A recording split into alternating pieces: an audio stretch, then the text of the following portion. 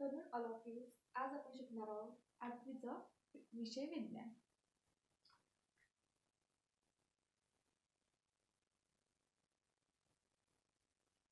विषय विज्ञान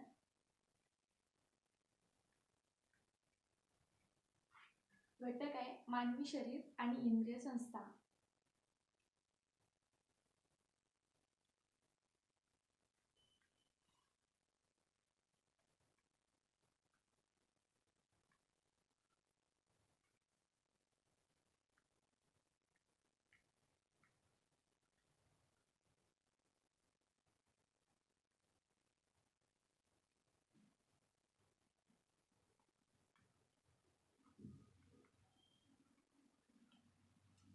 मानवी शरीर व इंद्रिय संस्थामधला उपघटक पाहणार आहोत आपण, तो म्हणजे श्वसन संस्था.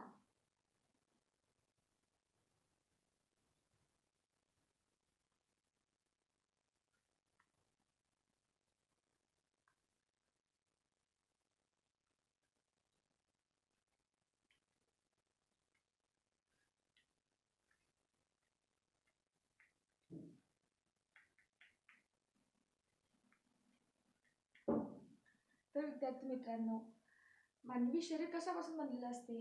तर मानवी शरीर आपल्या इंद्रियापासून बनलेलं असते. इंद्रिय म्हणजे काय? आपले हात, पाय, नाक, डोळा, कान ही सर्व काय आहेत आपली? तर ही सर्व झाली आपली इंद्रिय, इंग्लिशमध्ये ऑर्गन्स. तर आपण आता या पाठामध्ये इंद्रिय संस्था म्हणजे काय आणि कोणत्या कोणत्या इंद्रिय संस्था आहे आपण ते यामध्ये बघणार आहोत. तर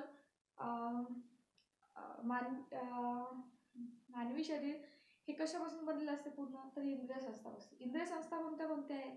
तर इंद्रिय संस्था आहेत रेस्पिरेटरी सिस्टीम, म्हणजे श्वसन संस्था, अजून रक्तभिसरण संस्था, उत्सर्जन संस्था, अशा प्रकारच्या वेगवेगळ्या संस्था आपल्या शरीरामध्ये आहेत. जे सर्व आपले इंद्रिय एकत्रितपणे एखादं काम एकजुटीने करतात, त्याला आपण इंद्रिय संस्था म्हणतो. तर त्यामधली आपण इंद्रिय संस्था पाहणार आहोत. श्वसन संस्था ही एक इंद्रिय संस्था आहे, म्हणजे इंग्लिशमध्ये त्याला म्हणतात रेस्पिरेटरी सिस्टीम. ते आज आपण शिकणार आहोत. तर सर्वात पहिले मानवी शरीरात सर्व जीवन प्रक्रिया चालू राहण्यासाठी ऊर्जेची नितांत गरज असते आणि ऊर्जा निर्मिती ही पेशीमध्ये होत असते. तर ऊर्जा निर्मितीसाठी आपल्याला काय लागते? तर ऊर्जा निर्मितीसाठी पेशीला कशाची गरज असते? तर पेशीला गरज असते अन्नाची आणि ऑक्सिजनची.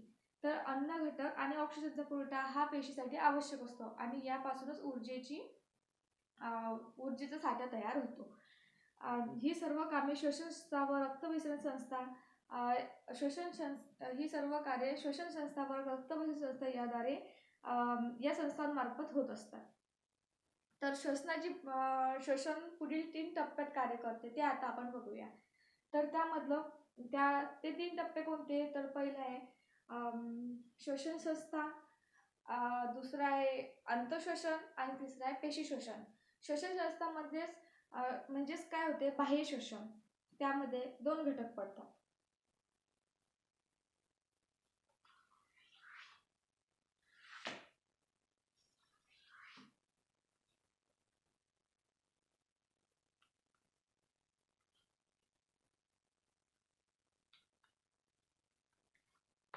मुख्य मुद्दे त्यामध्ये काय येते? श्वसनाचे 3 प्रकार येतात. पहिले येते बहिःश्वसन, दुसरं येते अंतःश्वसन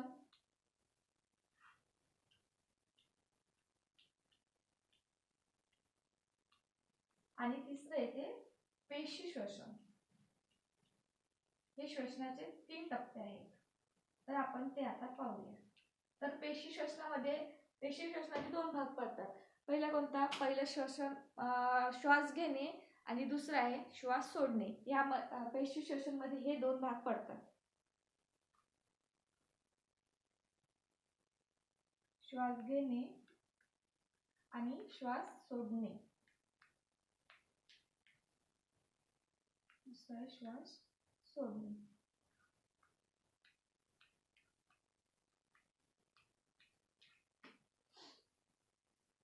तर नाकावाटे हवा आत घेतली जाते आणि तेथून ती श्वसन नलिकेद्वारे दोन्ही फुफ्फुसात जाते. जे आपण हवा श्वास आतमध्ये घेतो ती श्वसन संस्थेद्वारे नाकाद्वारे जे आपण हवा आतमध्ये घेत असतो ती श्वसन नलिकेद्वारे आपल्या दोन्ही फुफ्फुसामध्ये जाते. त्याला आपण काय म्हणतो, श्वास घेणे. आणि फुफ्फुसात घेतलेल्या हवेतील ऑक्सिजन असते तो रक्तात जातो आणि जेव्हा आपण सोडतो कार्बन डायऑक्साईड हा उच्च श्वासासाठी आपण बाहेर सोडतो, याला म्हणतात श्वास सोडणे. त्यामधलं दुसरं आहे अंतःश्वसन. अंतःश्वसन म्हणजे शरीरातील सर्व पेशी, शरीरामधल्या आपल्या सर्व पेशी आणि रक्त या दरम्यान होणाऱ्या वायूंच्या देवाणघेवाणीला आपण अंतःश्वसन म्हणत असतो. रक्तातून पेशीमध्ये O2 जातो आणि पेशीमधून रक्तामध्ये जो जातो तो CO2 जात असतो. आणि पेशी श्वसन काय असते, ऑक्सिजनमुळे पेशीमधील ग्लुकोजचे जे प्रमाण असते ते विद्राव्य घटकांचे मंदज्वलन होते. ग्लुकोज सारख्या घटकांचे मंदज्वलन होते आणि त्याचे ATP मध्ये रूपांतर होते. त्याचबरोबर CO2 आणि जलबाष्प हे निरुपीन पदार्थ असतात ते बाहेर पडतात, त्याला आपण पेशी श्वसन म्हणतो. तर पेशी श्वसनचे समीकरण काय आहे, पेशी श्वसनचं समीकरण आहे C6H12O6 म्हणजे ग्लुकोज. C6H12 प्लस 6O2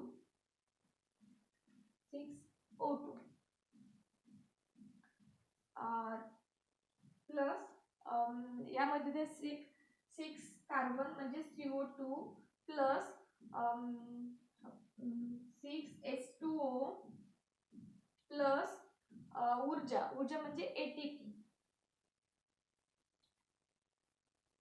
हे आहे समीकरण कशाचं, तर पेशी श्वसनाचे हे समीकरण आहे. C6H12 6O2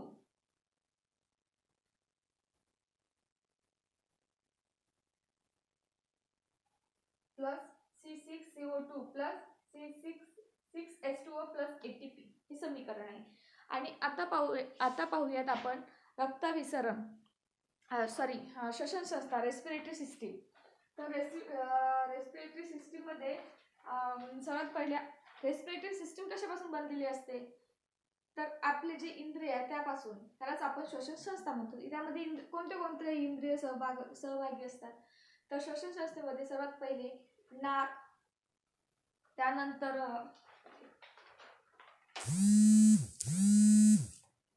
श्वसन संस्थेमध्ये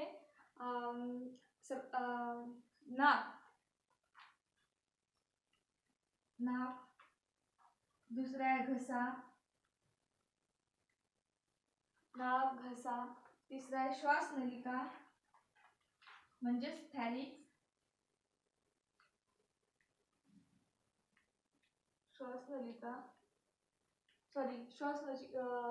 घसा म्हणजे फॅरिक्स, श्वास नलिका म्हणजे ट्रकिया, आणि चौथा आहे फुफ्फुस म्हणजे लंग्स,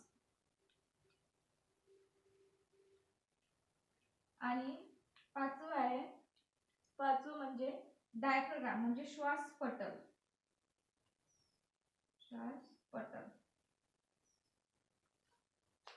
या 5 भागामध्ये हे जे 5 अवयव याची मिळून आपली रेस्पिरेटरी सिस्टम बनलेली असते. तर सर्वप्रथम आपण बघूया नाक. आपल्या श्वसन क्रियेमध्ये नाकाचा सर्वात महत्त्वाचा ऑर्गन आहे नाक. तर श्वसन क्रिया व श्वसन संस्थेची जी सुरुवात असते ते कुठून पासून होते, नाकापासून होत असते. आणि आपल्या नाकामध्ये छोटे बारीक केस तसेच जे चिकट पदार्थ असते, आपण जी हवा आतमध्ये घेतो ती हवा जी आतमध्ये आपण हवा घेतो ती गाळून घेण्याचे काम हे चिकट पदार्थ आणि केस करत असतात. तर सर्वात पहिले नाकापासून आपली श्वसन संस्थेची सुरुवात होत असते. ही आपली नाकाची पोकळी असते. त्यानंतर आहे फॅरिक्स घसा. ही जी पोकळी दिसत आहे ही घशाची आहे.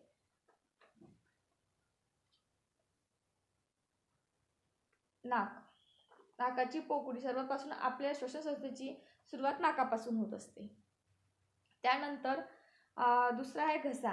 घशापासून अन्ननलिका ही जी आहे ही घशापासून आपली अन्ननलिका आहे, ही अन्ननलिका आणि श्वसन नलिकापासून सुरुवात होत असते. घशापासून अन्ननलिका व श्वसन नलिका सुरू होतात. श्वासनलिका, अन्ननलिका, ही जी श्वासनलिका आहे आणि ही अन्ननलिका आहे. श्वासनलिका ही आहे आणि अन्ननलिका आहे. अन्ननलिकेच्या समोर जी असते ती असते श्वासनलिका. यामध्ये आपल्याला दिसत आहे वरती जी आहे अन्ननलिका आणि ही श्वासनलिका. ही जी श्वासनलिका असते याला इथं सुरुवातीला वरती झाकण असते. ते झाकणाचं काम काय असते की जेव्हा आपण अन्न खात असतो तेव्हा ते अन्न दुसरीकडे जाते आणि आपल्याला ठसका लागतो.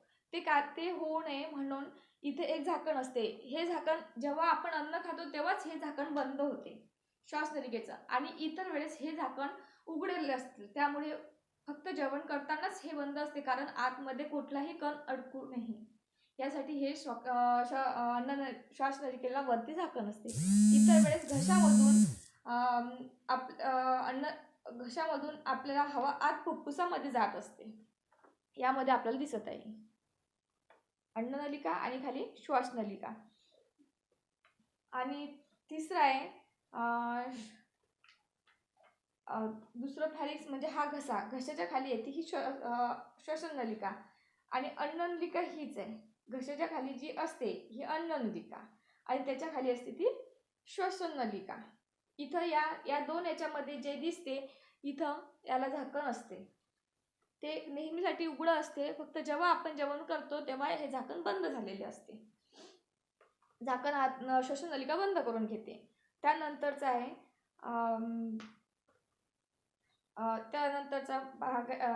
पार्ट आहे फुफ्फुस म्हणजेच लंग्स.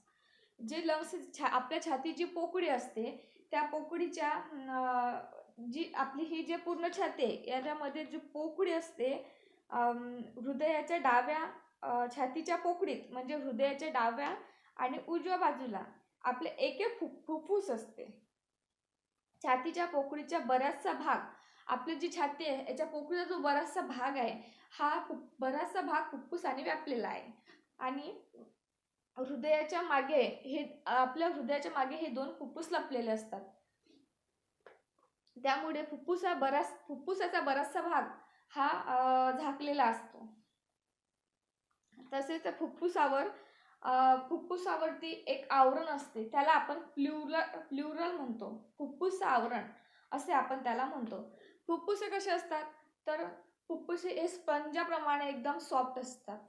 दोन फुफ्फुस, एक डाव्या साईडला असतात आणि एक उजव्या साईडला असते.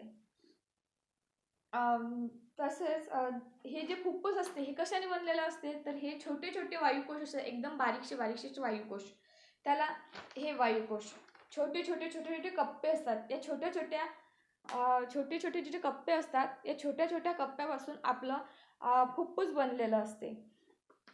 आणि यांना आपण वायुकोश असं म्हणतो. हे जे छोटे छोटे दिसते आपल्याला छोटे छोटे कप्पे एकदम, याला आपण वायुकोश असं म्हणतो. त्याचप्रमाणे वायुकोशाच्या भोवती जे, आणि ही पण डायग्राम आहे ही वायुकोशाची, ही जे वायुकोशाच्या भोवती जे आवरण दिसते हे आवरण एकदम पातळसं असते. एकदम केशवाहिन्याचं जे असते ते दाट असते. वायुकोशाच्या अत्यंत दाट जाडी असते आणि त्याचा जो पडदा असतो तो अत्यंत पातळ असतो, कारण वायुकोशातील जे आवरण असते ते अत्यंत झिरझिरतं असते. तसेच केशवाहिनीचे जे आवरण आहे, म्हणजे ही जी केशवाहिनी आहे याचे आवरण जे असते हे एकदम पातळ असते. कारण याचे कारण काय पातळ असण्याचे की हे पातळ असते ना, कारण जी हवा आतमध्ये जाते आणि आतमधली बाहेर जाते ते सोप्या रीतीने आतमध्ये जाते आणि तिथून बाहेर पण आपण सोडू शकतो, कारण हे आवरण जे असते हे पातळ असते. तिथून हवेचा प्रवाह आत आणि बाहेर म्हणजे इझिली होऊ शकतो, सहज होऊ शकते. फुफ्फुसात असंख्य वायुकोश असल्यामुळे जे वायूंच्या देवाणघेवाणीची जी फार विस्तृत पृष्ठभाग उपलब्ध असतो. यामुळे फुफ्फुसामध्ये आपल्या सहजपणे हवा जाते आणि हवा आपण बाहेर पण सोडू शकतो. फुफ्फुसामध्ये वायुकोशांची जी रक्त वाहत असतात, तर रक्त वाहत असताना वायूची सतत देवाणघेवाण असते रक्तातील तांबड्या पेशी ज्या असतात, ह्या रक्तामध्ये इथं तांबड्या पेशी आपल्याला दाखवलेल्या आहेत. ह्या ज्या तांबड्या पेशी असतात तर त्या हिमोग्लोबिन लोहयुक्त प्रथिने असतात. वायुकोशात दिलेल्या हवेतील ऑक्सिजन असतो तो हिमोग्लोबिन शोषून घेत असतो. आणि जे जलबाष्प आणि रक्तातून बाहेर काढलेले जाऊन जे आपण श्वास घेतो त्या वाटेत ते बाहेर टाकल्या जाते. हे वायुकोशाचे आवरण आहे. आणि ही जी दिलेली असते इथून हवा आत जाणे येण्याचे काम असते. आणि हे ज्या पेशी दिसत आहे ह्यामधल्या तांबड्या पेशी आहेत. आणि हे जे होत आहे हे केशवाहिन्या आहे, छोट्या छोट्या दिसतात. ह्या केशिकेमध्ये वहन होत आहे यांचं. आणि 5वा आहे श्वासपटल. श्वासपटल म्हणजे काय असते, आपली जी बरगड्यांनी बनलेली जी पोकळी असते, आपल्या इथं जी एकदम पोकळ जागा असते बरगड्यांनी बनलेली त्याच्या आणि हृदयाच्या मध्ये जी पोकळी असते त्या दोघांच्या मध्ये पोटाची पोकळी आणि बरगड्यांमध्ये जी पोकळी असते त्याच्यामध्ये हे श्वासपटल असते. हे जे दिसते ही छातीची पोकळी आणि ही आपल्या पोटाची पोकळी, यामध्ये हे श्वासपटल असते. तर श्वासपटलाचं काम काय असते, जेव्हा ह्या पडद्याला आपण एकदम जो पडदा असतो श्वासपटलाचा एकदम पातळ असतो, याला आपण श्वासपटल म्हणत असतो. तर श्वासपटलाचं काय असते, श्वासपटल हे उदर पोकळी व छातीच्या पोकळी यांच्या दरम्यान असते. आणि बरगड्यांची आपली ज्या बरगड्या किंचित वर उचलल्या जातात आणि श्वासपटल खाली जाते तेव्हा फुफ्फुसावरचा दाब कमी होतो आणि श्वास आतमध्ये घेतला जातो. आणि तसेच जेव्हा बरगड्या जागच्या जागी असतात आणि श्वासपटल असते ते खाली जाते तेव्हा आपल्या फुफ्फुसावर जो प्रेशर येतो म्हणजे दाब येतो एक प्रकारचा. आणि त्या दाबामुळे दाब आल्यामुळे आपल्या फुफ्फुसावर असा ताण येतो आणि जी आपण हवा आत घेतलेली असते ते आपण बाहेर सोडू शकतो. आणि श्वासपटल सतत वर आणि खाली होणे हे अत्यंत आवश्यकतेच आहे, कारण याची हालचाल श्वासोच्छवासासाठी असणे आवश्यक आहे. हे झालेली आपली श्वसन संस्था. यावरती पेपरमध्ये क्वेश्चन पण विचारू शकतात. श्वसन संस्थेचे कार्य सांगा. आजचा गृहपाठ आहे